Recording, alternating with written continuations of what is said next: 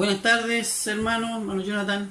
Un saludo para todos los hermanos que pueden estar conectándose acá al ministerio. Y la verdad es que contento nuevamente por poder aportar con la palabra del Señor, el mensaje que hoy día nos va a entregar Dios a través de su palabra. Estamos contentos estos días de lluvia, a los que nos gusta la lluvia. Pero hoy día también tenemos un momento para reflexionar en la palabra del Señor. Qué bien nos hace poder estudiar la palabra del Señor. El pastor nos encomendó el libro de Efesios a los hermanos oficiales, y la verdad que a mí me ha hecho muy pero muy bien. Así que contento con poder estudiar la palabra del Señor. Y hoy día vamos a hablar un poquito acerca también de un tema muy importante que se ha estado dando bastante auge, a veces en una manera incorrecta, y es el tema de una oración correcta. Vamos a hablar acerca de la oración, y hemos hablado tantos mensajes, hemos escuchado a lo largo de los años tantas palabras acerca de la oración, pero sin duda que junto a la lectura de la palabra y a otras herramientas más, es una herramienta poderosa que tenemos los cristianos y que tenemos que saber utilizar. Y yo lo veo como un gran equipo, ¿no es cierto?, un electrónico o eléctrico, que si no lo sabemos usar bien, no le vamos a poder sacar todo el provecho que estos tienen. A lo mejor un serrucho eléctrico que uno tenga va a poder cortar siempre derecho, pero si se informa, va a poder cortar en forma angular, va a poder hacer otro tipo de trabajo, o una máquina de coser, no sé, va a poder hacer una especie de punto, pero si la estudia bien, si la conoce bien, si la utiliza bien, va a poder hacer otro tipo de trabajos y le va a ser mucho más provechoso. La oración también pasa eso. Y he estado viendo en internet, principalmente, o las redes sociales, generalmente en estos tiempos también, donde la comunicación a nivel de las redes es mucho más grande, más rápida, palabras, bendiciones, oraciones breves, que no van de acuerdo a la palabra del Señor. Queremos nosotros tener el control de todas las cosas, y muchas oraciones también que escuchamos y tal vez podamos repetir, no van de acuerdo a lo que la palabra del Señor enseña de lo que es la oración, y por supuesto lo medular que tiene una oración. Antes de abrir la palabra del Señor, que espero haya buscado una Biblia en su casa, vamos a leer en el libro de Lucas, en el capítulo número 11, en el versículo 1 y 2, ahí mientras esté buscando. Mencionar que la oración es la herramienta que tenemos para hablarle a Dios. Eso es básicamente la oración. Es lo que ocupamos los cristianos para hablarle a Dios. Y la respuesta de esta comunicación, de este ir y venir, de esta conversación, es la palabra de Dios. Todo lo que Dios nos quiere decir lo escribió en la palabra del Señor. Está escrito en la Biblia. Así que le contamos lo que tenemos que decirle, lo adoramos, le damos las gracias en la oración, y Dios nos responde y nos ilumina la palabra del Señor. Ayer los hermanos niños estuvieron también reunidos vía online, y hablaban también de este tema hermoso que es la oración, lo importante de orar todos los días, y por supuesto tener una comunicación fluida con el Señor. Así que vamos a leer en ese pasaje, Lucas 11, del 1 al 2. Dice la palabra del Señor, voy a leer. Lucas capítulo 11 dice: Aconteció que estaba Jesús orando en un lugar, y cuando terminó, uno de sus discípulos le dijo: Señor, enséñanos a orar, como también Juan enseñó a sus discípulos. Versículo 2, y les dijo: Cuando oréis, decid: Padre nuestro que estás en los cielos. Hasta ahí vamos a leer hoy día, hasta esa primera parte de esta famosísima oración el Padre Nuestro, esta oración modelo que decimos, que antes le decíamos la oración dominical también. Y la verdad es que es una oración muy importante la palabra del Señor por los conceptos que tiene.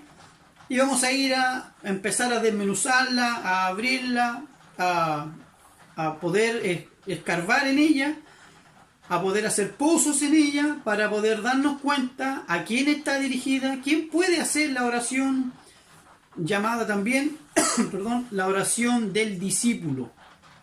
Entonces, porque ahora es fácil que cada uno de nosotros invente nuestras propias oraciones. Escuchamos también, lamentablemente, en internet sobre todo, fórmulas, palabras o frases aprendidas para proteger los negocios, el auto, o cubrir, ¿no es cierto?, cierta parte o áreas de nuestra vida. También, lamentablemente, a través de la oración, escucho a varios o músicos, cantantes, líderes espirituales, mencionar también esto de decretar cosas. Usted ha escuchado decretar prosperidad o declarar sanidad. Y hay que poner atención, hay que poner ojo, hay que poner un filtro. El Espíritu Santo tiene que poner en nuestras mentes y nuestros corazones qué es lo que estamos oyendo, porque no todo va de acuerdo y encauzado en la palabra del Señor. Cuando usted escucha que alguien declara cierta cosa, alguien que lo da por hecho, y que por supuesto si no está en los planes de Dios, por más que lo declaremos, por más que lo profeticemos, por más que lo pidamos, Dios a veces también nos tiene misericordia, pero en ningún caso Él va a omitir su voluntad. Entonces siempre tenemos que tener en cuenta esta oración modelo, que no es un formulario. Y por supuesto vamos a ver más adelante cómo tenemos que tomar esta oración para los cristianos. Lo primero es que el versículo número 1 nos dice la palabra del Señor que Jesús estaba orando en un lugar y cuando terminó, los discípulos estaban cerca del Señor y les impactó no tan solo esta oración, sino a los discípulos les impactó la vida de oración de Jesús. Generalmente él estaba orando. Se les perdía un momento, estaban en el tumulto, Jesús se perdía, no lo buscaban y lo encontraban orando. En la noche tal vez ellos estaban comiendo algo, conversando algo alrededor de la fogata, y Jesús se iba y se apartaba a orar. Les impactó tanto la vida de oración de Jesús que no le preguntaron en otra parte de la Biblia, no aparece en ninguna parte: Jesús, enséñanos a andar sobre el mar, enséñanos a multiplicar peces, enséñanos a resucitar los muertos, sino que lo que le preguntaron a lo largo de los evangelios es: enséñanos a orar. Y eso es lo que nosotros queremos que hoy día Jesús, a través de su palabra, nos pueda enseñar. Para eso tenemos que ponernos en la piel de los discípulos. Tenemos que aceptar lo que Jesús nos vaya a enseñar. No tener cosas preconcebidas. Que yo tengo una oración que empiezo siempre de la misma manera y nadie me va a cambiar. Tenemos que tener la capacidad de dejarnos enseñar por Jesús. Los discípulos sabían orar porque eran judíos. Vamos a verlo ahora. ¿Cómo oraban los judíos? ¿Qué oraciones hacían? No es que ellos no supieran, no es que ellos dijeran: primera vez que vemos a alguien orar. No era así. Es más, era una costumbre que todos los rabinos enseñaban a sus discípulos a orar. Juan mismo lo dice en el versículo. Juan el Bautista enseñó oraciones a sus discípulos. Y ahora estos discípulos de Jesús le piden a su maestro que le enseñe a orar. Podamos en esta noche pedirle al Señor Jesús y decirle: Señor, enséñame a orar. Enséñame a dirigirme a ti. Y la palabra del Señor, por supuesto, que nos va a ayudar. ¿Cómo oraba un judío en los tiempos de Jesús? Tratemos de imaginarnos a este Jesús histórico. Jesús era un varón judío que respetaba las normas judías y sus discípulos también lo eran. Así que estaban afectos a las normas, a las tradiciones, a las costumbres de los judíos. Y principalmente los judíos tenían dos oraciones principales. La primera, el Shema, que significa, la palabra Shema significa oye, y está tomado de 3 pasajes de la palabra del Señor. Ellos repetían Deuteronomio 6, del 4 al 9, Deuteronomio 11, del 13 al 21, y Números del capítulo 15, del 37 al 41, de forma corrida. Y ahí dice: oye, oh Israel, Jehová tu Dios es uno. Y menciona que las ordenanzas del Señor es que escribirlas en los postes, en los dinteles, en las puertas, hablarlas en el camino, enseñárselas a los hijos. Una muy hermosa y muy hermosos trozos de la palabra del Señor. Esa oración se llama el Shema. Y se oraba una vez en la mañana, apenas amanecía, máximo hasta las 9 de la mañana estaba permitido, y en la tarde, antes que anocheciera. Eran esas 2 horas del día donde se recitaba y se recita el Shema. Así que era una muy hermosa tradición. Y también tenían una segunda oración particular que se llamaba Sheron Esre, que eran 18 versos, 18 estrofas de oraciones que ellos repetían. Voy a leer la quinta oración de las 18. Dice: haznos volver a tu ley, oh Padre nuestro. Haznos volver, oh Rey, a tu servicio. Conviértenos a ti con verdadero arrepentimiento. Alabado seas, oh Señor, que aceptas nuestro arrepentimiento. 18 de esas frases que tenían que repetir los judíos. Y esta segunda oración se hacía mañana, a la hora del almuerzo, y en la tarde. Más o menos 9 de la mañana, 12 del día y 3 de la tarde. Vamos a decirlo 3 veces al día. Esto ya les tomaba un poco más de tiempo. Así que tenían autorizado recitar un resumen de estos 18 versos. Por si alguna vez usted estaba apurado, se encontraba haciendo algo que no podía dejar de hacer, les permitían rezar o orar algo mucho más breve. Entonces, ¿qué nos dice esto? Que los judíos tenían la costumbre siempre de orar. Pero Jesús tenía otra forma, más veces al día, de una manera distinta. Además, los judíos tenían oraciones para antes de comer, como nuestra oración de la bendición de los alimentos. Otra oración para después de comer. Habían oraciones para cuando usted encendía un fuego, cuando encendía una luz. Había que decir unas palabras en la luna nueva, cuando había tempestad, cuando iba a hacerse mar adentro. Habían oraciones cuando usted recibía una noticia importante. Habían oraciones cuando usted estrenaba un mueble. Habían oraciones cuando usted entraba a una ciudad. Había otra oración cuando usted salía de una ciudad.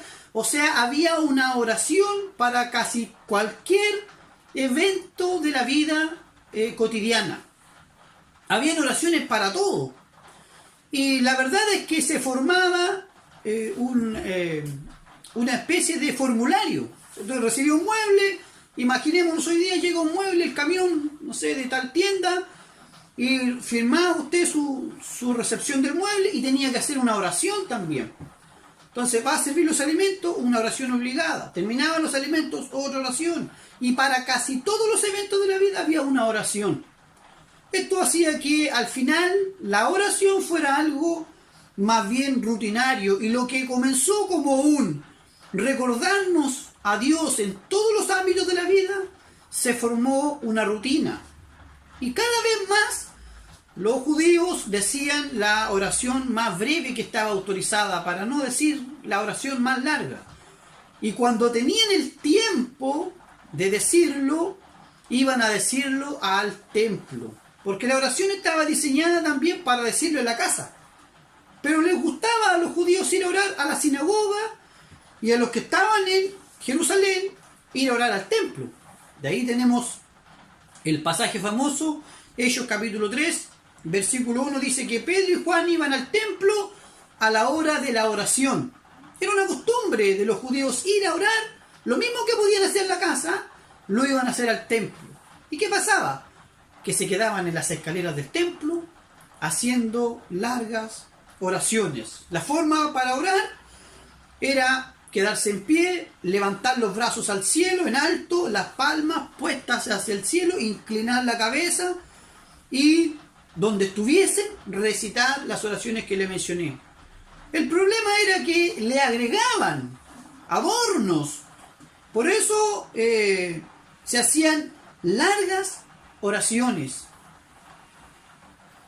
La palabra del Señor nos menciona que Jesús reprende esta actitud y les dice: no sean como los fariseos hipócritas, que les gustan las largas oraciones. Entonces iban pasando y le daban las 9 de la mañana justo en la plaza, donde todos pasaban para que todos lo vieran, cómo extendía las oraciones con hermosas y adornadas palabras, pero en realidad en su corazón lo que querían era que fueran vistos.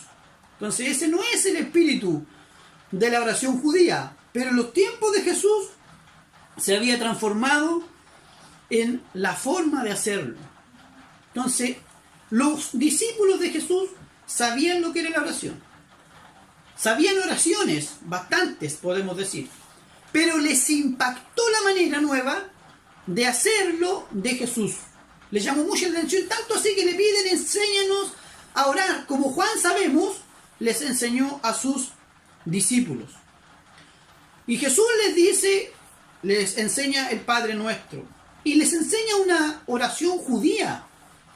El Padre Nuestro contiene las mismas partes que contiene una oración judía. Contiene la primera parte de alabanza, la segunda parte de petición y la tercera parte de gratitud. Toda oración judía contiene 7 peticiones y está en estas tres secciones. Usted lo puede leer, el Padre Nuestro completo, no lo vamos a analizar todo hoy día, pero contiene 7 peticiones, un trozo para alabar a Dios, un trozo para pedirle a Dios y un trozo para demostrarle su grandeza.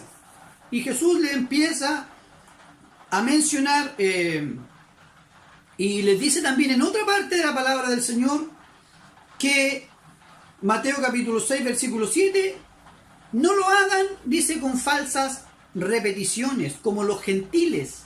Entonces, ¿cómo oraban los gentiles? Porque los gentiles también oraban. Los romanos, los griegos también hacían repeticiones a sus dioses, a Juno, y la palabra del Señor menciona también, Hechos 19:34, por 2 horas estuvieron gritando: grande Diana de los Efesios. En ese altercado que hubo en el libro de los Hechos, la multitud estuvo por 2 horas repitiendo la frase: grande Diana de los Efesios, grande Diana de los Efesios, grande Diana de los Efesios, grande Diana de los Efesios. Esa era la forma de orar de los gentiles, una frase breve, fuerte y repetitiva, repetitiva, repetitiva, repetitiva. Entonces, nos suena bastante parecido a alguna especie de rezos que hoy día existen en la actualidad. Rezos repetitivos, repetitivos y repetitivos. Así que claramente una forma de cómo no orar es repetir siempre las mismas palabras, porque se vuelven vacías, se vuelven sin valor. Jesús no quiere eso, quiere más bien que tengamos una especie de modelo y que podamos ser sinceros con Dios. Tenemos esa capacidad. La palabra del Señor también menciona que el Padre Nuestro comienza con esta tan importante y hermosa palabra. Podemos decirle al Señor Padre. El concepto de Padre en el Antiguo Testamento está muy poco nombrado en relación, supongamos, con el Nuevo Testamento. Entonces, pero en el Antiguo Testamento sí se le decía a Dios Padre, pero siempre con un tono de ese Padre creador. El Padre de Israel era el Padre que había creado a Israel. Isaías 64:8 dice: Ahora pues Jehová, tú eres nuestro Padre, nosotros barro y tú el que nos formaste. Se está siempre refiriendo a una característica de este Padre, que era el Padre creador. En Malaquías 2:10 dice: ¿no tenemos un mismo Padre? ¿No nos ha creado un mismo Dios? Siempre relacionando la creación con la figura paterna de Dios. Deuteronomio 32:6, por nombrar otro versículo: ¿así pagáis a Jehová, pueblo loco e ignorante? ¿No es tu Padre que te creó? Entonces, todas las veces que el pueblo de Dios menciona a Jehová como el Padre, lo hizo asociándolo a la creación de este pueblo. Pero Jesús le da un nuevo enfoque al título de Padre. En el Antiguo Testamento, entonces, aparece muy pocas veces en comparación con todas las otras veces que se nombra a Dios. Sin embargo, en el Nuevo Testamento, en los evangelistas, aparece 189 veces la palabra Padre para referirse a Dios, al Dios eterno. Entonces, cambia el concepto de Padre y ahora es el Dios Padre el que está atento a sus hijos y muestra estas otras características del Padre proveedor. Una vez que dice: las aves del cielo no tejen, no hilan, o no siembran, perdón, no lo recogen en granero, las flores no tejen ni hilan, y los compara con nosotros y dice: ¿no valéis más vosotros para vuestro Padre celestial? Se le da esa característica de que nuestro Padre ya no tan solo es nuestro Padre creador por habernos creado en esta vida nueva, sino que está pendiente de nosotros como un padre de sus hijos. Otro pasaje de la palabra del Señor dice que un padre no le va a dar a su hijo una piedra en vez de pan, ni un pescado ni una serpiente en vez de pescado. Dice: si nosotros, siendo malos, sabemos dar cosas buenas, ¿cuánto más nuestro Padre? Entonces le da este concepto ahora, este Dios eterno, el Dios Olam, el Dios creador, ahora es nuestro Padre. Pero la pregunta es, ¿por qué? ¿Por qué yo puedo en la noche doblar mis rodillas y orar y decir Padre? Yo no soy judío. ¿Por qué puedo entonces apropiarme de este título tan bendito y tan importante? Bueno, la palabra del Señor dice en el capítulo número 1 de Juan, el Evangelio según San Juan, en el versículo 12: a todos los que le recibieron, a los que creen en su nombre, les dio potestad de ser hijos de Dios. Les dio potestad. El griego ahí es exousia. Según James Strong, significa les dio el privilegio. Y ahí hay una clave, una llave para abrir todas las bendiciones que tenemos los cristianos al orar al Padre. Nos dio el privilegio de ser hijos de Dios. Y ahora hay un gran problema. Hay un gran problema porque tenemos la costumbre de escuchar decir a mucha gente que Dios es el Padre de todo el mundo. Que todos los seres humanos somos hijos de Dios. Que es hijo de Dios cualquier persona en cualquier parte del planeta, de cualquier religión, de cualquier tiempo que haya existido, porque simplemente Dios es el creador y que todos venimos de la misma fuente. Y la palabra del Señor dice que no es así. La palabra del Señor no autoriza a toda persona a llamarle a Dios Padre. La palabra del Señor dice que los que creemos en su nombre, los que creemos en Jesús, podemos llamarle a Dios Padre.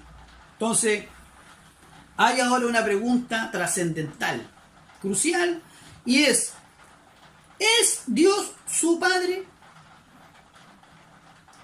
¿Es Dios su Padre? Usted realmente puede decir: yo me arrodillo y oro, Dios realmente me escucha porque Él es mi Padre.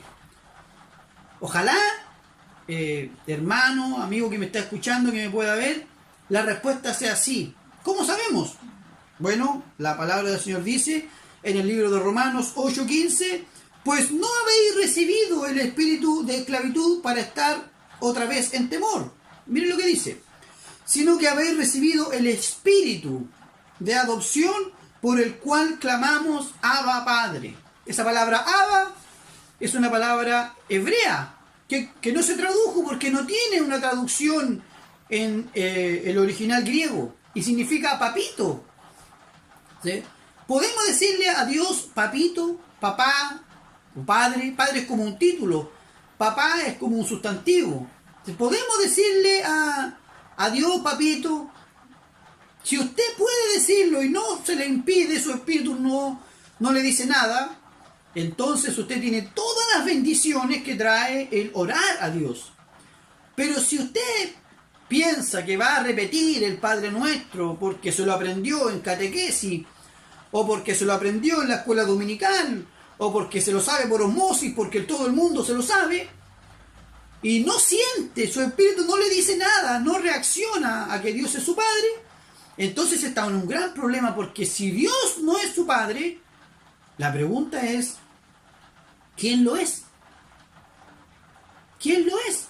Efesios capítulo 2 versículos del 1 al 3 dice, en los cuales anduvisteis en otro tiempo, está hablando de los gentiles, siguiendo, dice, la corriente de este mundo, conforme al príncipe de la potestad del aire, ya usted está deletreando quién es, el espíritu que ahora opera, dice, en los hijos de desobediencia. ¿Qué espíritu será ese? Yo creo que usted lo sabe. Sabe que si no es hijo de Dios, sabe de quién se está refiriendo la palabra de Dios. Entonces, la pregunta es hoy día, ¿es usted hijo de Dios? Si es hijo de Dios, tiene toda la libertad para conversar con Él en esta oración modelo. Y si no, pueda buscar a Dios, porque Él quiere conversar con usted, escuchar todo lo que usted quiere decirle en la oración y responderle a través de la palabra del Señor. Ahora, los creyentes no somos hijos como lo es Jesús. Dice la palabra del Señor en el versículo que leí, que nos dio un espíritu de adopción. ¿Ve? Que no es lo mismo. Somos adoptados por el Padre, pero somos 100% hijos legales del Padre. Esto es igual que la adopción. Tiene que haber un nacer de la pareja que va a adoptar para amar a alguien que no ha hecho nada para irse a vivir a la casa de esa pareja, de esa mamá, de ese papá. Por el puro amor y el querer tenerlo en su hogar, fueron a ver a un niño o a una niña, la escogieron de entre varios y le dijeron a la autoridad, yo quiero adoptar este bebé o este niño o esta niña. Después de trámites legales, ese bebé o niño pasa a ser legalmente hijo de esta nueva familia, a adquirir todos los privilegios de herencia, de apellido, de todo lo que tenga que ver con relación a la nueva familia. Por eso Efesios capítulo 1, versículos 4 y 5 dice, según nos escogió en Él antes de la fundación del mundo, para que fuésemos, dice, santos y sin mancha delante de Él. Dice, en amor, habiéndonos predestinados para ser adoptados hijos suyos por medio de Jesucristo. ¿Sí? Para ser adoptados. Los cristianos somos adoptados por Dios. Eso nos hace 100% hijos legales de Dios. Y nos hace ser hermanos de Jesús. Él, por supuesto, es hijo legítimo de Dios. Pero nosotros somos 100% hijos de Dios. No sé.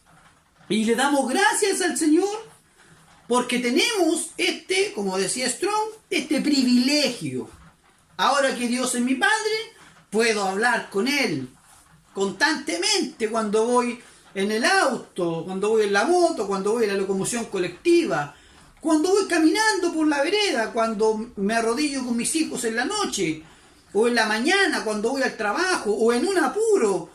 Estoy en un apuro y clamo a mi Padre porque soy su hijo. Él me escucha, está pendiente de mí porque yo también estoy pendiente de Él. Entonces, Le damos gracias al Señor por esta tan importante palabra con la que empieza el Padre Nuestro. Y la segunda palabra es, ya lo dijimos, el Padre es nuestro. Y eso habla de un sentido de comunidad. Por eso la oración judía siempre tenía que venir incluido el sentido de comunidad.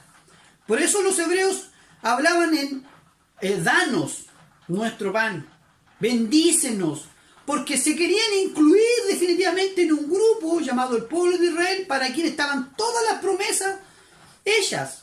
Las promesas de bendición estaban para el pueblo de Israel, así que nos convenía incluirnos en ese grupo.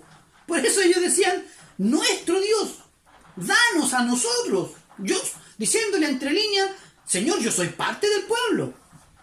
Y esto pasó también a nosotros. La palabra del Señor habla en Daniel capítulo 9, dice Daniel, hemos pecado. Se pone en el lugar de los demás. David en Primera de Crónicas capítulo 29 dice, Dios nuestro, nosotros alabamos.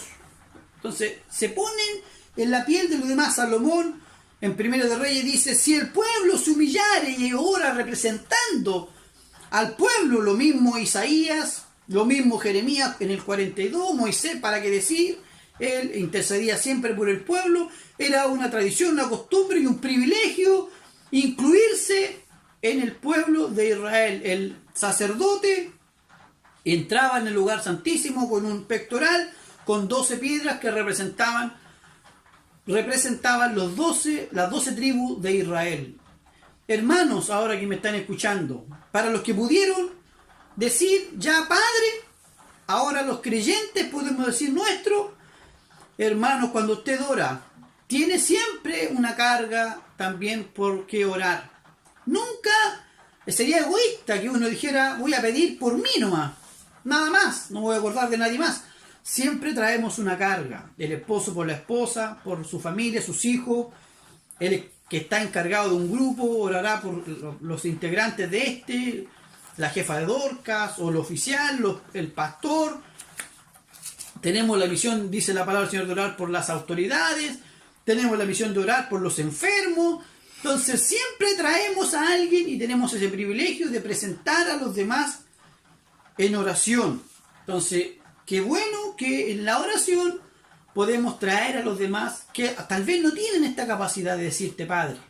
Esta persona que todavía no te puede decir Padre, que lo intenta, pero no puede porque no ha aceptado a Jesús en su corazón. Yo sí, que tengo la capacidad y tengo el privilegio, lo traigo delante tuyo. Tú eres el Padre nuestro. Y por supuesto, dice, terminando ya esta frase de hoy día, que estás en los cielos. Dice, Padre nuestro que estás en los cielos. No hay un solo cielo para los hebreos. Ellos tenían como mínimo 3 cielos, en otras partes menciona 7 cielos. El cielo, este que respiramos el aire, donde viven los pájaros, el cosmos, el espacio, también donde están los espíritus, y el tercer cielo, que es la morada de Dios. Y yo no voy a hacer tampoco un desglose de todo lo que significa el cielo, pero la oración, hermanos, es un acto de fe. Por eso no la pueden realizar los que no son hijos. Esto es como pedirle a una persona que no cree en el Señor Jesús que lea la Biblia. Va a tomar la Biblia, va a abrir la tapa, va a pasar las primeras hojas en blanco, una breve introducción, y va a llegar a Génesis 1.1 y va a decir, en el principio creó Dios los cielos y la tierra. Y él no cree que Dios existe, ni cree que creó el cielo y la tierra. ¿Para qué va a seguir leyendo? Lo mismo pasa acá. Si usted no cree que Dios es su Padre, ¿para qué va a seguir orando? Por eso la oración es solo para los creyentes.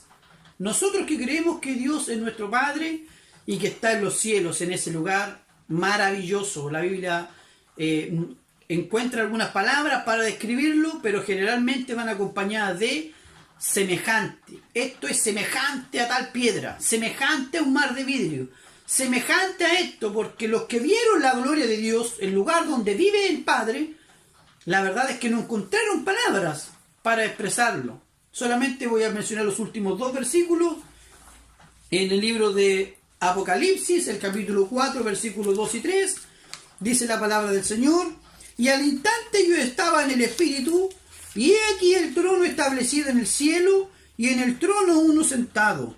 Y el aspecto del que estaba sentado era semejante a piedra de jaspe y de cornalina.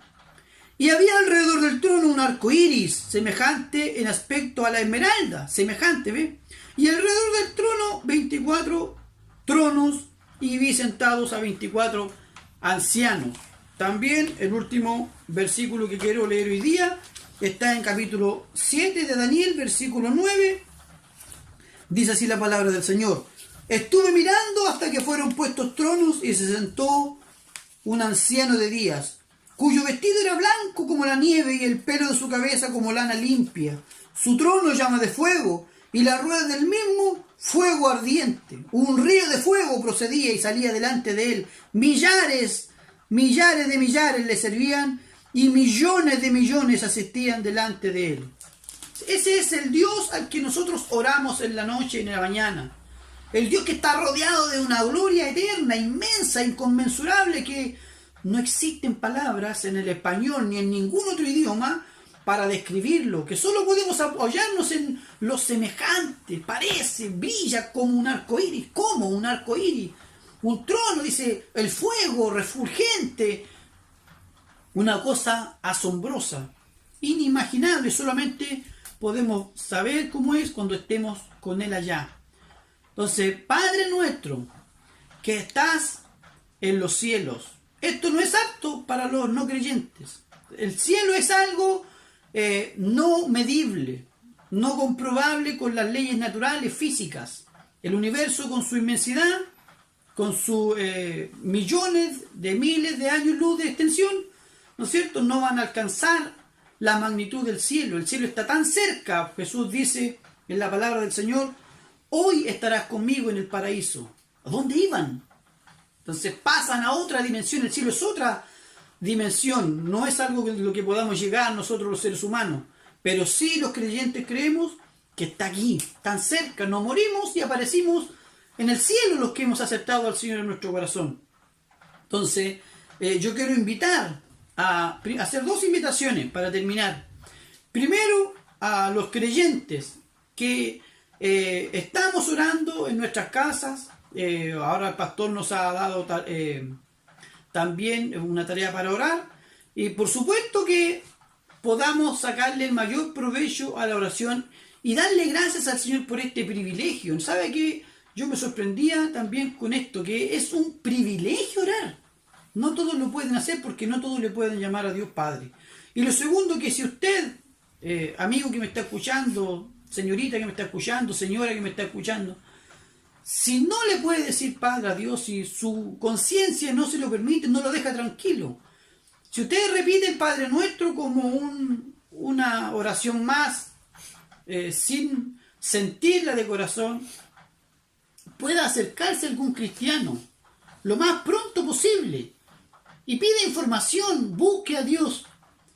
La palabra del Señor hace discriminación de personas. Y dejo este espacio en silencio para que lo medite. Generalmente decimos, no, si la Biblia no discrimina a nadie. Sí discrimina. Entre los hijos de Dios y los que no son hijos de Dios. Entre los salvos y los perdidos. Entre los que van al cielo y los que van al infierno. Y los que van a la derecha y los que van a la izquierda. Y se lo puedo decir de muchas más maneras. ¿De dónde está usted? Busque información, y si tiene a alguien cerca, pregúntele: ¿cómo puedo llamar a Dios Padre? Si es un cristiano, le va a saber decir y lo va a saber indicar para que acepte al Señor en su corazón y pueda tener este privilegio de poder hablar con Dios tan tranquilamente con sus propias palabras, sin necesidad de aprenderse rezos de memoria, y en cualquier momento, en cualquier ocasión. Que el Señor le bendiga y que pueda ser de bendición esta palabra. Para el Señor sea toda honra y toda gloria.